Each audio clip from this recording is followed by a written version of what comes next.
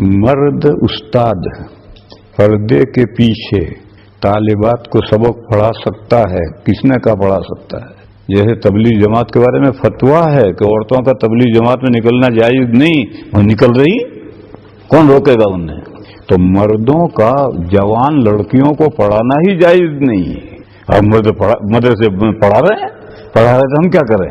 اسلامی تاریخ میں 1400 سالہ تاریخ میں کوئی نظیر نہیں ہے کہ مردوں نے بالغ عورتوں کو پڑھایا ہو، عورتوں نے مردوں کو پڑھایا ہے۔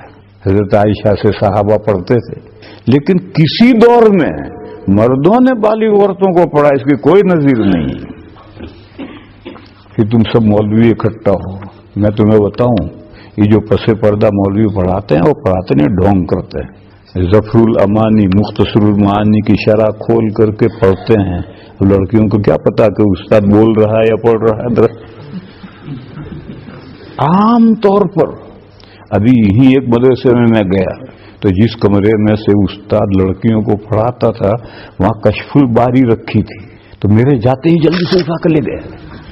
ارے میں تو سب سمجھتا ہوں، یہ سب اردو شرحیں کھول کر کے استاد وہ پڑھتا ہے۔ پھر گجرات میں سب سے پہلے گجرات میں لڑکیوں کے مدرسے شروع ہوئے، وہ ٹھیک ہوئے۔ ہندوستان میں اس کو دیکھا دیکھی لڑکیوں کے مدرسے شروع ہو گئے، ویری گڈ بزنس، لڑکیوں سے فیس بھی لو، چندہ بھی کرو۔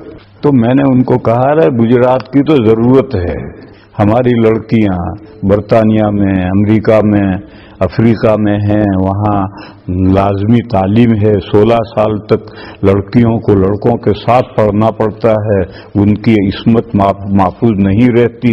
ہم ماں باپ لڑکی کو تعلیم کے نام پر گجرات میں بھیج دیتے ہیں، وہاں سے گورنمنٹ سے ایجوکیشن سپورٹ بھی لیتے ہیں، اس پر بھی خرچ کرتے ہیں، کچھ اپنے جیب میں رکھتے ہیں، اور حکومت میں ڈاکیومنٹ دکھا دیتے ہیں ہمارے بچی انڈیا میں پڑھ رہی ہے، تو کچھ بھی نہیں پڑھے گی، اس کی عزت تو بچ جائے گی۔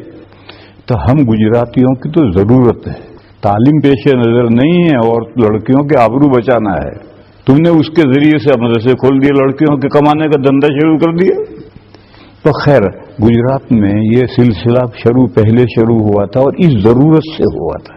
کنتھاریا، آمود، 2-2 3-3 ہزار لڑکیاں ہیں، کہ ساری بھیڑ لے کر، وہ بھیڑ اس لیے اکٹھا کر لیے کہ فورن کی سب بچیاں یہاں ہیں، ان کو چاہے کچھ پڑھیں نہ پڑھیں ان کی آبرو تو محفوظ رہے گی۔ مگر کب ہے؟ جبکہ مرد عورتیں پڑھا رہی ہیں، جتنا پڑھا سکتی پڑھا۔